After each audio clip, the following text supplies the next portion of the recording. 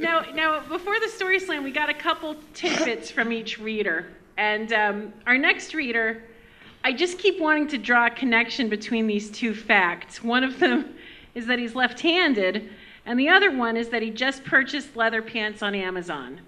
Wayne Tucker.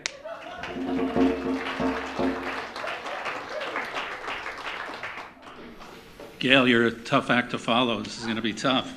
But if you want to find out about the leather pants, you'll have to come back next year. I'm sorry. That's a story for another time.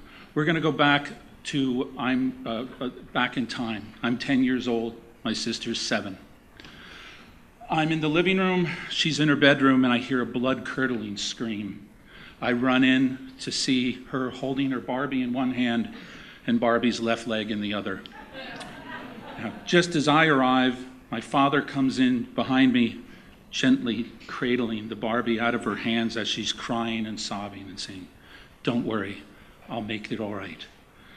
Now, as my sister and I are trying to process our horror here, he gently takes Barbie down, puts Barbie's leg in his back pocket, and goes down to this workshop in the basement. We hear noises, we hear blow torches, we hear drills, we hear the vise going. And it seemed like forever when you're 10 and 7, but he came up relatively soon.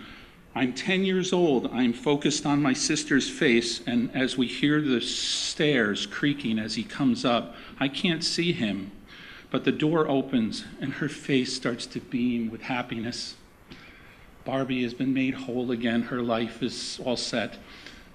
And then as my father comes into the room, her smile turns to a frown, turns to horror, turns to a look on her face as if she's seen death herself. And now I can't understand this. I turn to see my father holding the Barbie. Now remember, Dad is not an orthopedic surgeon. Dad is a very handy man, but Dad has put Barbie back together again with a huge metal rod right through her hips, right through the ballerina outfit and out the other side.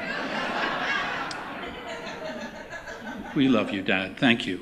So in his mind, he made it all right again. And that's the story we tell around the holidays every day. We call it the story of Frank and Barbie. Story goes on. Dad passed away in 2015.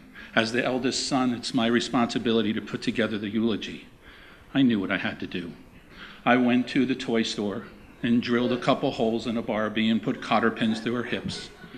And after the service was over, I looked over at my sister. We're older now, but we could tell just by looking at each other. And I gently, but just as everybody left the building, I gently laid the Barbie next to him. How could I resist?